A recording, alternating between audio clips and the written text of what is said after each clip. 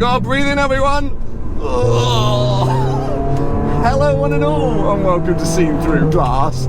Now, as 2021 comes to a close, I have one final task to complete with my Ferrari 360. If you've been watching my videos this year, you'll know I've been putting this car through what I've called a sympathetic restoration, essentially tarting it up ahead of its 20th birthday next year. Recently, I took it on a bit of a European road trip, managed to tick over 40,000 miles on the mileometer, and right now, I'm off to start the process of getting this car repainted. Now, you might be looking at me thinking I'm kind of crazy, going, what are you talking about, Sam? That car still looks great. Why bother getting it repainted? And you know what? To the casual observer, you're right. Considering this car left the Ferrari factory 19 years ago, it still looks really good. But if you were to inspect it a little bit closer, a little bit more detailed, you'll realise that over the last 4 years since I bought this car, probably used it a bit more than its previous owners, it started to look a little bit tired in some areas.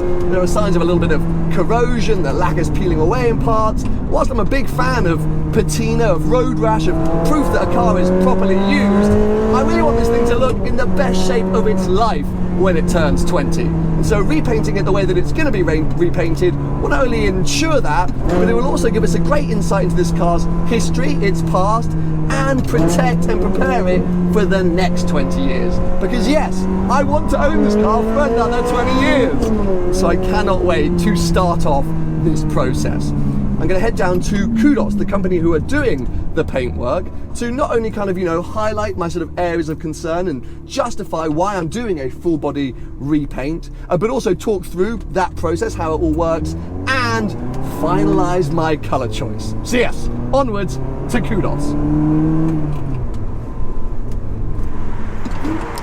Well, I have now arrived, and as you can see, the car is in the workshop. Before I take you in there to talk you through this kind of whole repaint process, let me quickly tell you about today's video sponsor, Cronext. I think a lot of you accuse me of being kind of the ultimate tyre kicker when it comes to cars, and I kind of admit I sort of am, but I'm also a tyre kicker, or the equivalent of a tyre kicker in the watch world. I spend my life browsing watches online. One of my favourite websites to do that is Cronext. They have over 7,000 watches and 49 different brands, but the two things I really love about them is any watch they get in goes through a kind of authentication process in their workshop. It means you get a 24-month warranty, and on top of that, you can order a watch to kind of one of their pickup locations and go and try it before you buy it, because buying a watch online is a bit weird. You don't really get to wear it or check it out, but this way you do. So anyway, I use Cronext a lot, and at one point I was inquiring about a specific watch, started chatting to the team at Cronext, turned out they are viewers of Seen Through Glass. Absolutely mad. So having a conversation with them, they very kindly offered to give you guys a discount code. So if you click the link below, go browse the Cronext stock, and if you want to buy a watch, use STG for a discount. So yeah, huge thanks to Cronext for giving you guys that discount code, but also for sponsoring today's video. Anyway, let's head inside and chat paint for the 360. Everyone meet Graham. Graham, welcome to the channel officially. Oh, mate, thank you so much for taking on this challenge. No worries. I'm claiming making the car look the best it's ever looked. That's what we do. Yeah, well, I mean, I can see. So we're going to come on to all of this in a second. But I said on the way down here, I kind of wanted to justify why I'm doing this, because I think a lot of people will see pictures of this car and go, "Oh, it looks great." Lovely. Yeah. And actually, you know what? When I went down to Finale Mondiale with Ferrari, and all the Ferrari geeks were like, "Leave it. It's it's semi-original," and you go. But, so, I mean, firstly, we'll come back to the corrosion, but like, there are examples down here of like lacquer starting to peel a little bit, areas definitely around the wheel arches where you can see little cracks and things like that, which... The usual telltale bits on these. And if you leave that not too long, it's not just a sort of, aesthetic thing, that can lead to... Oh yeah, no, of course, obviously the wings on these are aluminium, and obviously what happens is you get stain chips, water gets underneath the paint, and you end up with like what they call an oxidation, so you get what it looks furry. Obviously the longer you leave that, the worse you'll get into ending up new panels and repair sections. So exactly. So it's not just a looks thing. There is also for me, protecting this car as we move into the future. So when we were chatting before I came down today, you were kind of suggesting that really, if we're gonna tackle this car at all, we've got to do something called a bare metal paint job. It's not necessary on every car, but obviously you're planning on keeping the car and you want it to be as nice as you can. You don't know what's underneath it. I can tell you now it's not original, there has been paintwork issues and it's been addressed in the past, so it's nice to know what's underneath that. So at this stage, if you're going to go for it, scrape off the paint, take it back to the bare metal. You can address any issues that you've got, dress that in these small little dents, and basically you've got the peace of mind of knowing that when you've got it back, it's got the right amount of paint on it, it's all on there as you want it, and then going forward it's as good as when it's left the factory. That's exactly it. It's an sort of semi-extreme thing to do because it's kind of the fullest job we can do, right? It's like to literally strip back and start again rather than touching up certain areas of concern. Yeah. But for me, as someone who's planning to keep this car kind of forever, loves and adores it, I was like, okay, heck. And I really like the idea, sort of peeling back the layers. It's warts and all. And warts and all, that's exactly it. And you're like, we may find some things that we aren't expecting. Yeah, no, if you take it back to that level, there is no guarantee what you're going to find. But it's better to know that than not know, because you can go a couple of years down the line and all of a sudden it will start to react and come through and you'll be back in the same situation you are now. So that's exactly it. And actually, so when I was down at DK getting some of the work done, it's so hard to showcase this, but there's a blend line. Oh, there you go, I can just sort of see it there. Basically, apparently this is one of the weld points on a 360, and so you can just see there's a slight sort of fade just there. It's like sinkage. Yeah, okay. Yeah. Is that what over the years where you've got to join the paint pod underneath dries effectively and pulls in and tightens up. So that's what exposes that line that you're seeing there. Well, James at DK was like, oh, clearly they just soldered on a new roof. It's obviously being rolled at some point. It's not that bad. No, I really panicked. I was like, oh my God, what am I going to find? So look, I know that there's a few cars back here, which these are bare metals as well? Yeah, the one down the end that's a Customs 275, which is having the full concourse works. So this is one where you turn around and say, you do unearth a few things on the older ones. Okay, I'm sure. And this is in its current complete bare metal? Yeah. There's like, so here you've got a little bit of, what's that? That's just the... That's a bit of filler, that's the levelling products we do, because obviously it's a one of X amount of hand-built cars. Sure. So they're not like modern day cars like yours, where they were pressed and all nice and shiny. The early Ferraris are all hand-built and hand-rolled, so I give it just what we call a little light skin.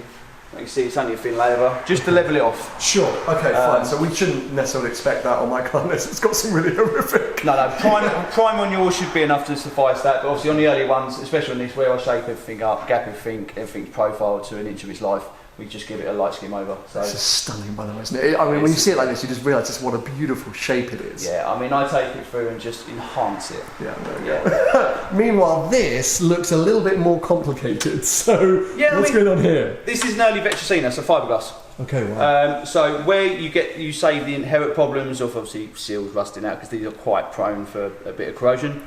You don't get that being fiberglass, but you do inherit in other bits. So this again, we just blocked it through. We're just enhancing the gaps and levels, and then we'll go back to red and the thing which I like about this is you can actually chart write the various colours a car has been. I mean, this one, it's had a few face changes, identity changes over time. Yeah, I mean, its original colour was Orocharo, which you can just see the gold.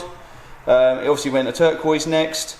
Then it went obviously a darker red a couple of times, and then a lighter one before the Corsa that's on top of it. We're hoping that my car will just be Corsa, and actually something which I didn't know, I've never spotted this on my own car, which is quite ridiculous. Just inside the bonnet here, you have the original sticker from Ferrari saying that when it left the factory it was Rosso Corsa with a specific code as well. So, I mean, I guess at some point someone would have been mad and fully painted it a different colour, but we're not expecting that. No. And that is why the car's going to stay Rosso Corsa. Yeah.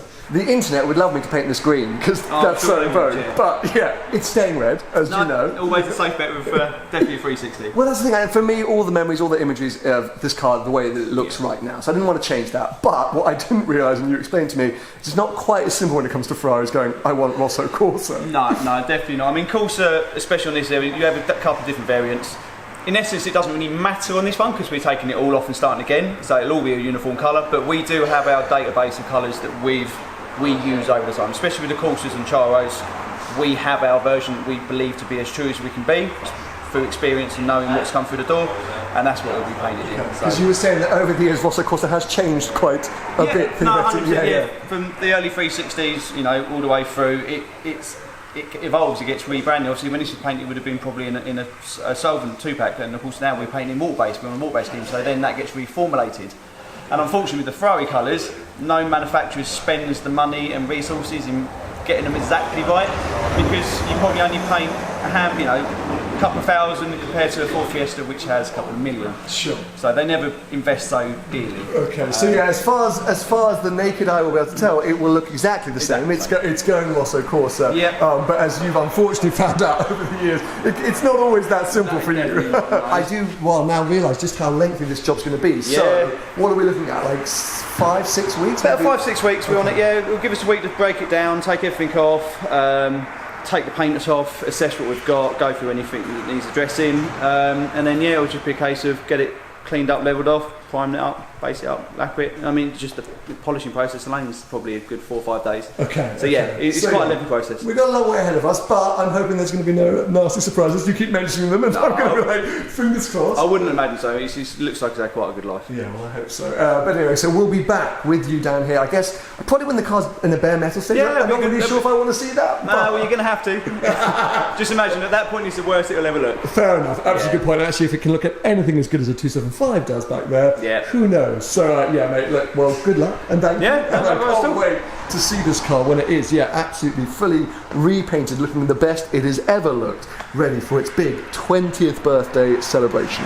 Of all of the work that I've had done to the 360 this year, this is for sure the moment I'm most excited about. It's the kind of biggest job that's been done, but it's also going to be the most eye-opening and also, I think, the biggest change. Whilst the car is going to stay Rosso Corsa and in photos and on video and in person it's going to look the same as it does now, it's going to have a whole new lease of life. And on top of that, I'm going to have a really good knowledge and understanding of what's underneath that paint. Whilst we aren't, I keep joking about it with Graham, but whilst we're not expecting to find anything sort of mysterious or weird underneath the paintwork, you never know. And if I want to continue to own this car for 20, 30, 40 years, doing a full bare metal repaint allows me to inspect it in its sort of very naked state, a stage that most owners will never get to see their car in. So look, it's intense, it's big money, so you're not messing around, but it's kind of the only way that I wanted to do it, and I'm so excited to, well, track this kind of journey of the actual process, but then also collect the car early next year with a whole new lease of life. So yeah, these guys aren't messing around. As you saw inside, they were working on some pretty special cars and have done for many, many years, so I trust them completely. And I guess we'll be back at some point in January to see this car naked, stripped down in its rawest form, poor little thing, and then I'll keep updating you as we move along, finessing those kind of final colour choices. We could have mentioned that Rosso Corsa is pretty straightforward, but there are little shades, little differences, or sort of, minute things that we've got to pick up on to make sure it's what I think of as Ferrari red. But yeah, if you're excited to follow this journey, if you want to know anything more, let me know. Comment below so that when I come back here next, I can ask Graham some more questions. But for now, give this video a thumbs up and make sure you stay subscribed for plenty more videos to come.